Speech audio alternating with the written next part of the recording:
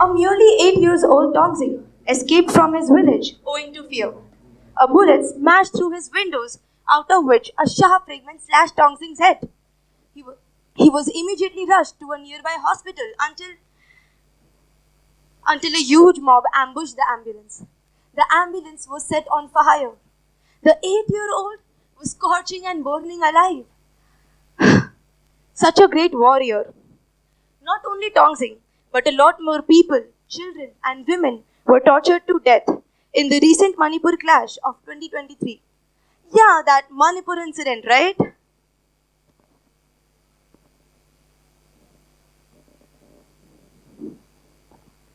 We just know the stories, the headlines, and the media coverage, not the reality. The minority Kuki community in Manipur enjoyed favored land laws since ages, making them entitled to more land through reservations.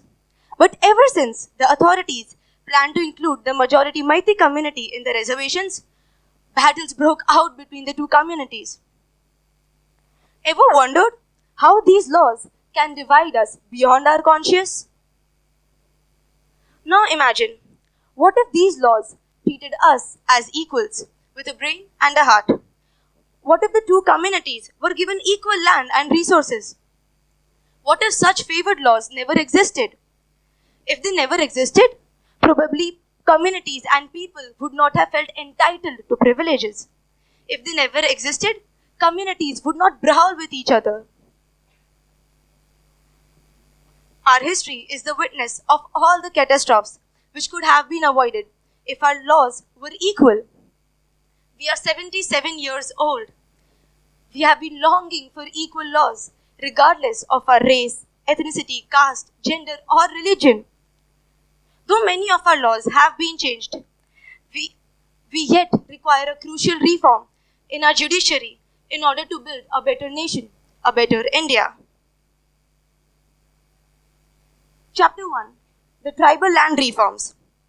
Our Land and Resource Acts shall be reformed in order to avoid discrimination and provide equal resources to everyone.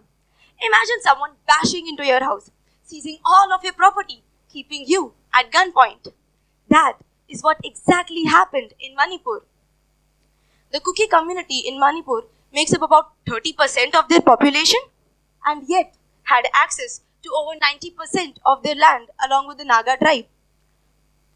Well, what is the problem here then, right? The problem here is that the majority Maiti community was denied access to that land.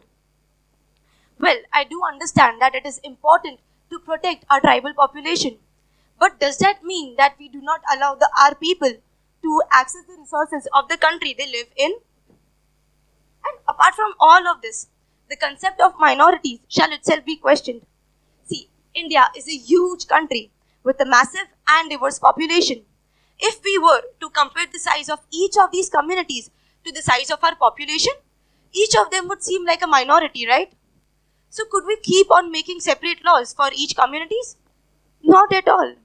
Likewise, there are many tribal land rights which shall be reformed. Chapter 2. Laws to prevent sexual harassment. The Indian judiciary has tightened the laws regarding rape cases, acid attacks and dowry harassment. While this decision should be strongly supported and strictly implemented, these laws have several loopholes to be immediately addressed. For instance, the Indian judiciary recognizes rape as a crime under section 376. Yes, rape being an heinous crime shall be subjected to punishment. But the problem here is that the judiciary only recognizes raping women as a crime. So, if an adult man is raped, that is okay. Does that mean that women should be given absolute license to rape men? No. Likewise, section 354D, which only identifies stalking women as a crime and not men. Well, many people argue that women are often the victims of sexual harassment. Thus, these laws only revolve around them. Okay, this might be true, but does that mean that men are never the victims? When said that men will be provided safety against sexual harassment, it does not mean that women will not be safeguarded. It simply means that society together as a whole will fight against sexual harassment regardless of their gender. for the justice to prevail, because justice should not be denied based on genders, but shall be given on humanitarian grounds. Chapter 3. The Uniform Civil Code. You see, in India, the personal laws differ from each other based on religion, on the grounds of marriage, divorce, maintenance, and inheritance. These laws are often discriminatory and derogatory. For instance, the Sharia Protection Act under the Muslim Personal Law, which allows Muslim men for polygamy, meaning that they are allowed to have multiple wives, while this activity is banned in other personal laws. See, marriage is an institution which demands loyalty. Allowing men to have other wives does not only suppress the women, but also violates her fundamental rights. Should it be legally acceptable for a partner to cheat on another? And if this seems discriminatory to you all, hold your horses, because there is yet a long list of discriminatory laws prevalent in India. Another example is the Christian personal law, in which women are only allowed to claim maintenance and not men.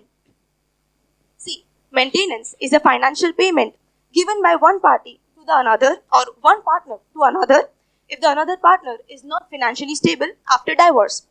What is it to do with genders? Is it justifiable to not give men their fundamental rights?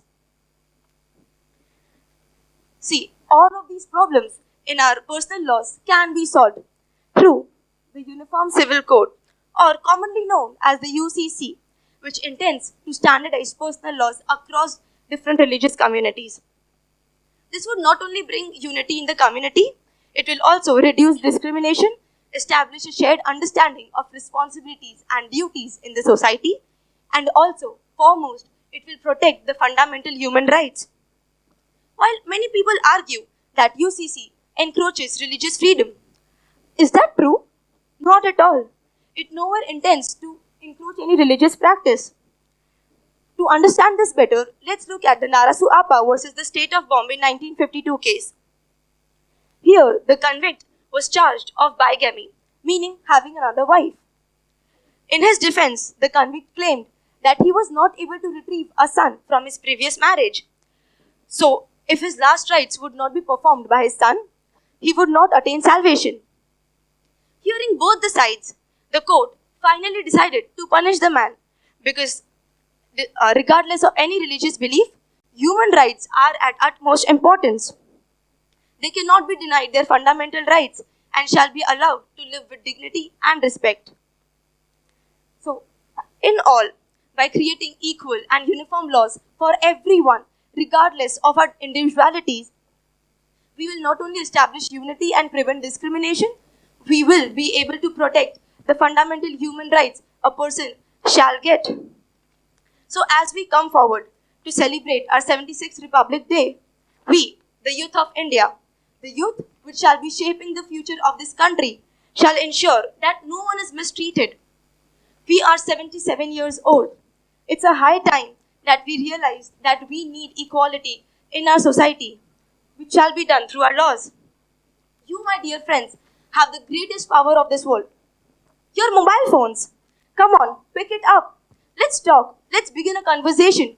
Let's discuss the importance of equality in the laws in order to create a better society. We have witnessed a lot of ruins in our history, but not anymore. Let's bring uniformity in our laws so that no other Tongzing is burnt alive. क्योंकि अगर देश सबका एक है, तो laws भी सबके एक ही होने चाहिए ना. Thank you.